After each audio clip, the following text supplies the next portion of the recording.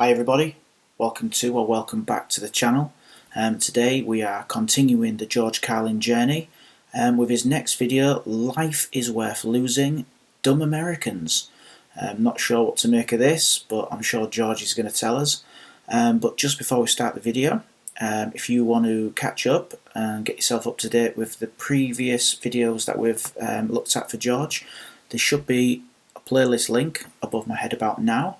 And if you want to make sure you are the first to see any future videos that come out, make sure you give that subscribe button a little press. I'll give you a couple of seconds to do that now. Sorted? Right, let's get into the video. But say what you want about America, land of the free, home of the brave. We got some dumbass motherfuckers floating around this country. Dumbass motherfuckers, you know?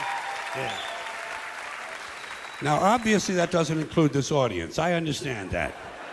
You seem intelligent and perceptive, but the rest of them, holy jumping fucking shitballs. Dumber than a second coat of paint. And this ain't just ranting and raving. This ain't just blowing off steam. I got a little evidence to support my claim. It just seems to me, that only a really low IQ population could have taken this beautiful continent, this magnificent American landscape that we inherited. Well, actually, we stole it from the Mexicans and the Indians, but hey, it was nice when we stole it. It looked pretty good. It was pristine. Paradise. Have you seen it lately? Have you taken a good look at it lately? It's fucking embarrassing. Only a nation of unenlightened half-wits could have taken this beautiful place and turned it into what it is today, a shopping mall. A big fucking shopping mall. You know that? That's all you got. That's all you've got here, folks. Mile after mile of mall after mall. Many, many malls. Major malls and mini malls. They put the mini malls in between the major malls. And in between the mini malls, they put the mini marts. And in between the mini marts, you got the car lots, gas stations, muffler shops, laundromats, cheap hotels, fast food joints, strip clubs, and dirty bookstores.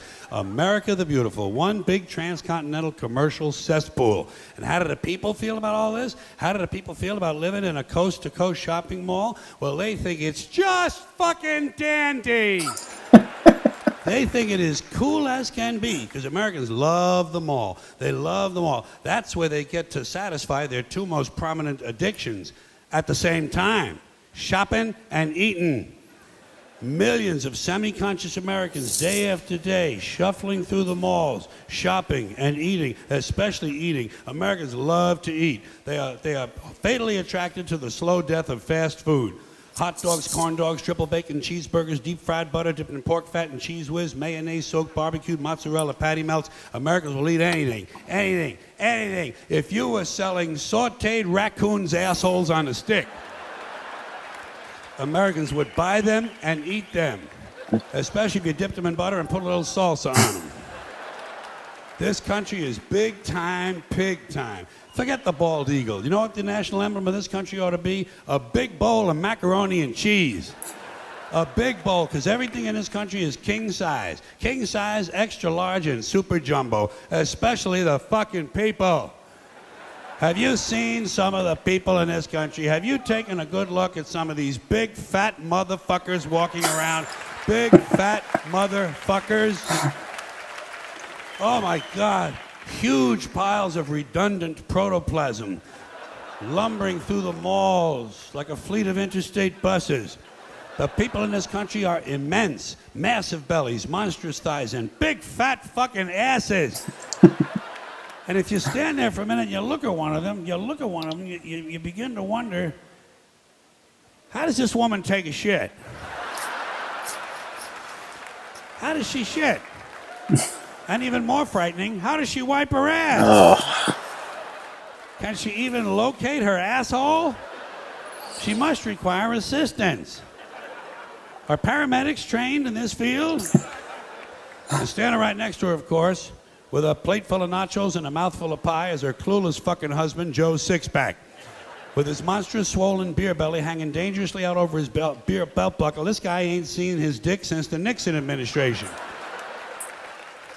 And if you stand there and you look at the two of them, you begin to wonder to yourself, Do these people fuck? Is this man actually capable of fucking this woman? It doesn't seem structurally possible that these two people could achieve penetration. Maybe they're in that Cirque du Soleil or something. Telling you, the people in this country are every one of them is 50 pounds overweight. They are gargantuan.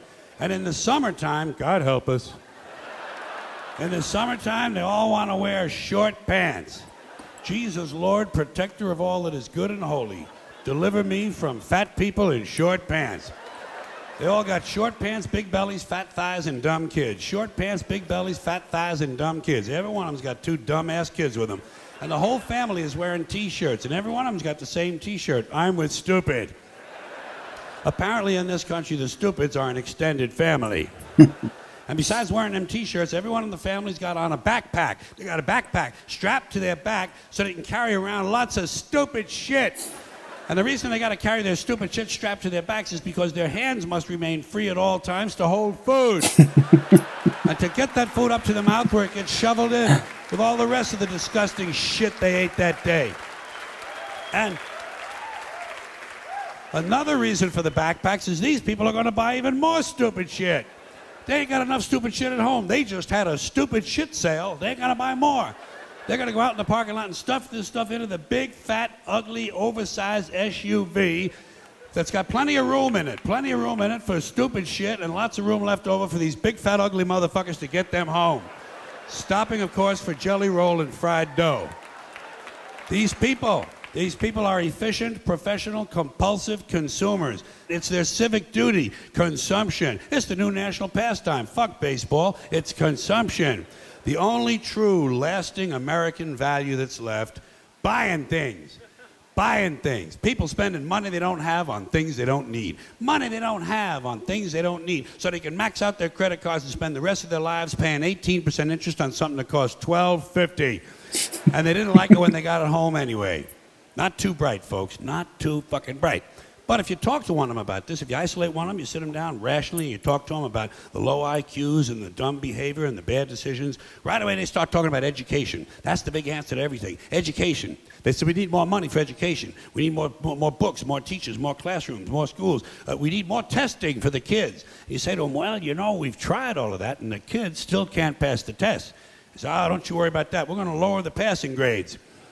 And that's what they do in a lot of these schools now. They lower the passing grades so more kids can pass. More kids pass, the school looks good, everybody's happy, the IQ of the country slips another 2 or 3 points, and pretty soon all you'll need to get into college is a fucking pencil.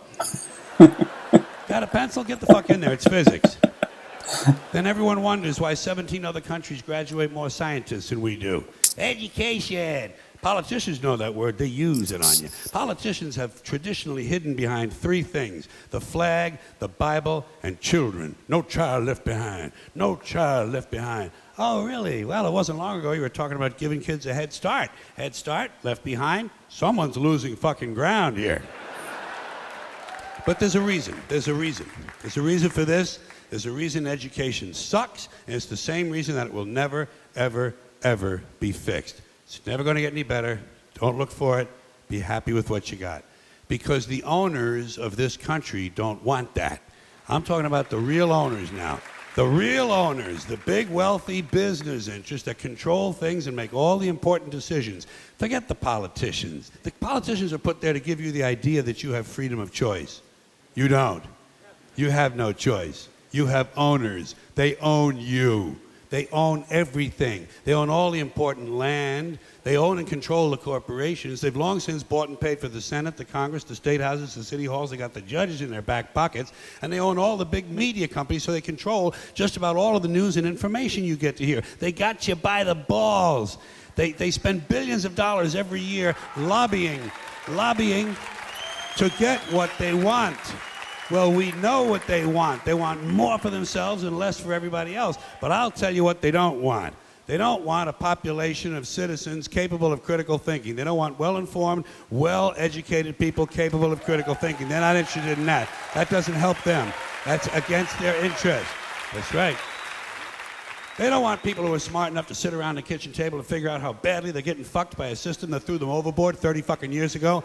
They don't want that. You know what they want? They want Obedient workers. Obedient workers. People who are just smart enough to run the machines and do the paperwork and just dumb enough to passively accept all these increasingly shittier jobs with the lower pay, the longer hours, the reduced benefits, the end of overtime, and the vanishing pension that disappears the minute you go to collect it. And now they're coming for your Social Security money. They want your fucking retirement money. They want it back so they can give it to their criminal friends on Wall Street. And you know something? They'll get it. They'll get it all from you sooner or later because they own this fucking place. It's a big club, and you ain't in it. You and I are not in the big club. And by the way, it's the same big club they used to beat you over the head with all day long when they tell you what to believe. All day long, beating you over the head in their media, telling you what to believe, what to think, and what to buy. The table is tilted, folks. The game is rigged. And nobody seems to notice. Nobody seems to care. Good, honest, hard-working people, white collar, blue collar, doesn't matter what color shirt you have on. Good, honest, hard-working people continue. These are people of modest means. Continue to elect these rich cocksuckers who don't give a fuck about them. They don't give a fuck about you. They don't give a fuck about you. They don't care about you at all. At all. At all. Yeah. You know? And nobody seems to notice, nobody seems to care. That's what the owners count on, the fact that Americans will probably remain willfully ignorant of the big red, white, and blue dick that's being jammed up their assholes every day. Because the owners of this country know the truth. It's called the American dream, because you have to be asleep to believe. Okay, everybody, that was George Carlin with Life is Worth Losing, Dumb Americans. And as per usual with George, it was brilliant. A little bit different to some of the previous videos I've watched, I feel. Some people might disagree with me, and please comment below if you do and let me know. It wasn't as funny as some of his previous videos that we've checked out, but in a way, I like George more when he just goes off on a rant. Don't get me wrong, I love him when he's funny, and he's got his jokes, and he's making sense through his comedy, but sometimes it's just brilliant to watch him just go off on a rant, and that's more about what this video was, and I really enjoyed that. And you know, he makes a lot of sense about the education side of things. I don't know whether it's the same now in America as it was when he made this video. Let me know. But yeah, guys, let me know what you thought about this video. Like I said, I really enjoyed it. Yeah, let me know down below. Let me know in the comments. If there's any more videos for George I need to be checking out, please let me know there as well. And until next time, bye for now.